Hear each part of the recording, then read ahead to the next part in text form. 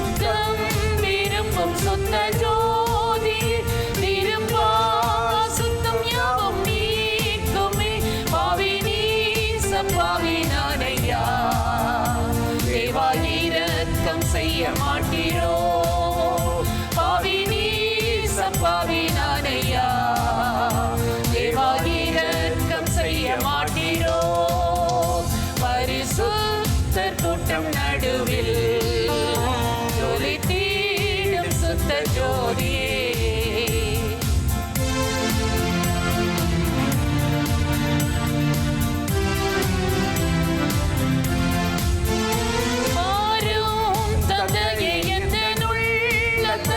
யாரும் காணவுள் அலங்கோலத்தை யாரும் தந்தையை எந்த உள்ளத்தை யாரும் காணவுள் அலங்கோலத்தை மனம் நொந்து மருளுகிறேன் பரிசுத்தம் கெஞ்சுகிறேன் மனம் நொந்து மருளுகிறேன் பரிசுத்தம் கெஞ்சுகிறேன்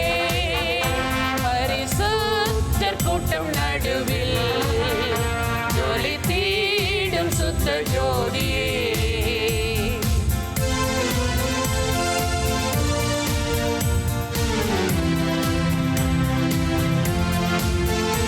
துணை வேண்டும் தகப்பனே உலகில் என்னை எதிர்க்கும் சக்திகள் பல உண்டு துணை வேண்டும் தகப்பனே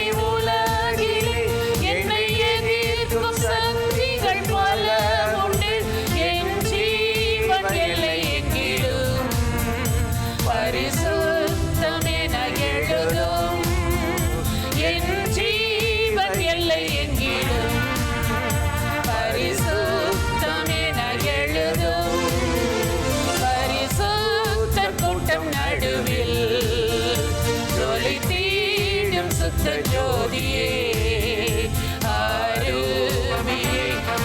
வேளையில் ஆடிய நெஞ்சம் மாறிரோ அருவியே வேளையில் ஆடிய நெஞ்சம் மாறிரோ. பிரியமானவர்களே, ஆண்டவராகிய இயேசு கிறிஸ்துவின் நாமத்தில் இந்த காலை நேரத்தில் இயேசுவை தினம் பார்ப்போம் என்ற இந்த நிகழ்ச்சி மூலமாக உங்களை சந்திப்பதில் மிகுந்த மகிழ்ச்சி அடைகிறேன். சங்கீதம் 116:6 நாம் வாசிக்கிறோம், கர்த்தர் கபடற்றவர்களை காக்கிறார், நான் மெலிந்து போனேன், அவர் என்னை இரட்சித்தார். எவ்வளவு அருமையாக இந்த சங்கீதக்காரன் ஆண்டவரை பார்த்து அவர் தனக்கு செய்த காரியத்தை குறித்து சொல்லுகிறதை நாம் வாசிக்கிறோம்.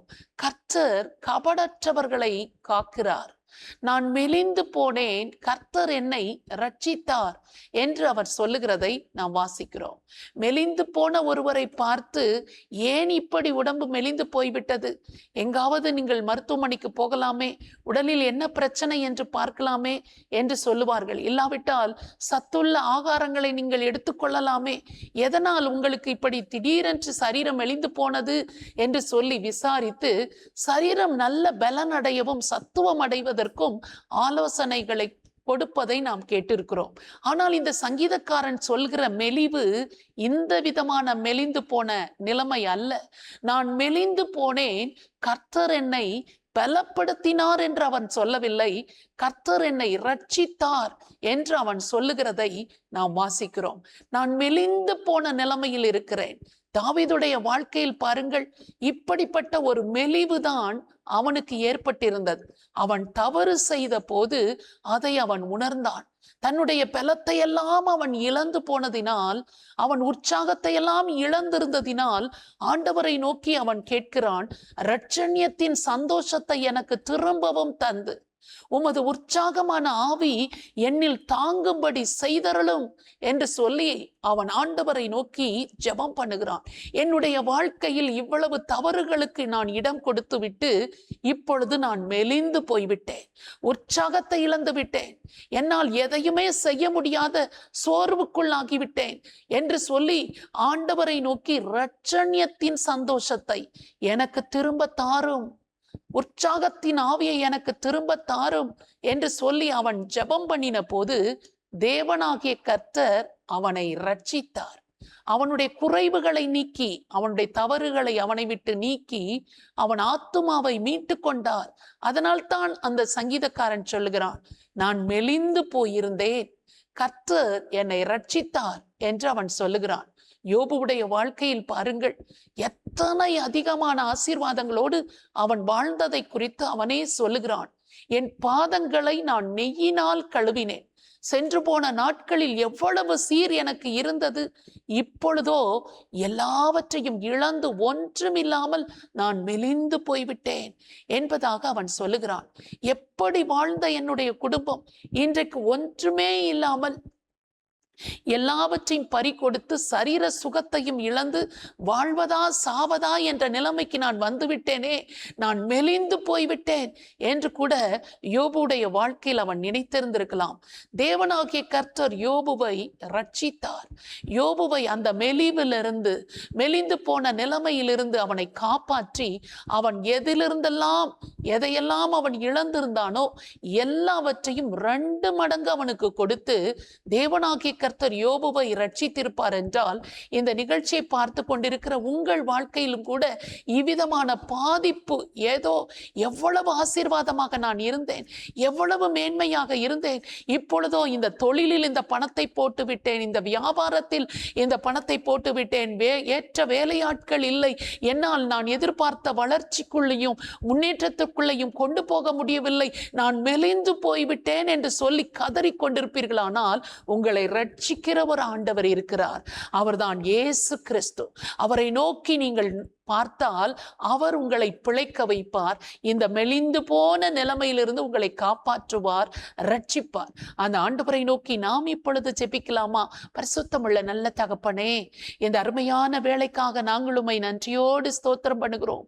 நான் மெலிந்து போனேன், கர்த்தர் என்னை ரட்சித்தார் என்று சங்கீதக்காரன் சொல்லுகிறது போல, ஆண்டவரே, எந்த காரியத்தில் மெலிந்து போன நிலைமையில் நான் எப்படி இருந்தேன், இப்படி ஆகிவிட்டேனே என்று ஆண்டவரே, எந்த காரியத்தில் மன உளைச்சலோடு, மன பாதிப்போடு, கண்ணீரோடு இயேசுவே என்னை ரட்சியும் என்று உம்மை நோக்கி கூப்பிடுகிறார்களோ, ஒவ்வொருவருடைய கூக்குரலையும் கேட்டு அவர்களுடைய மெலிந்து போன நிலைமையை மாற்றி அவர்களை திரும்பவும் புதுப்பிக்கும்படியாக, உற்சாகத்தின் ஆவியை அவர்களுக்கு திரும்பவும் தரும்படியாக, பலவீனப்படுத்துகிற எல்லா விதமான கிரியைகளை அவர்களை விட்டு அப்புறப்படுத்தும்படியாக, ஆசீர்வதிக்கும்படியாக உம்மை நோக்கி நாங்கள் ஜெபிக்கிறோம். இந்த வார்த்தைகளை கேட்டு என் வாழ்க்கையையும் கர்த்தர் ஆசீர்வதிக்க வேண்டும், மெலிந்த நிலைமையை மாற்ற வேண்டும் என்று யாரெல்லாம் எந்த காரியத்திற்காக உம்மை நோக்கி விண்ணப்பம் பண்ணுகிறார்களோ, ஜெபிக்கிறார்களோ, தேவனாகிய கர்த்தர் ஜெபத்தை கேட்கிறவர். உம்முடைய பிள்ளைகளுடைய வாழ்க்கையில் இருக்கிற மெலிந்து போன நிலைமையை மாற்றி அவர்களை ரட்சிக்கும்படி, காப்பாற்றும்படி, பலப்படுத்தும்படி உம்மை நோக்கி நாங்கள் ஜெபிக்கிறோம். இயேசு கிறிஸ்துவின் நாமத்தில் ஜெபிக்கிறோம் நல்ல பிதாவே, ஆமென். இந்த நிகழ்ச்சி உங்களுக்கு மிகுந்த ஆசீர்வாதமாய் இருந்திருக்கும் என்று நிச்சயமாய் நாங்கள் நம்புகிறோம். நீங்கள் பெற்ற நன்மைகளை எங்களோடு கூட பகிர்ந்து கொள்ளுங்கள், மற்றவர்களுக்கும் சொல்லுங்கள். கர்த்தர் உங்களை ஆசீர்வதிப்பாராக. ஆமென்.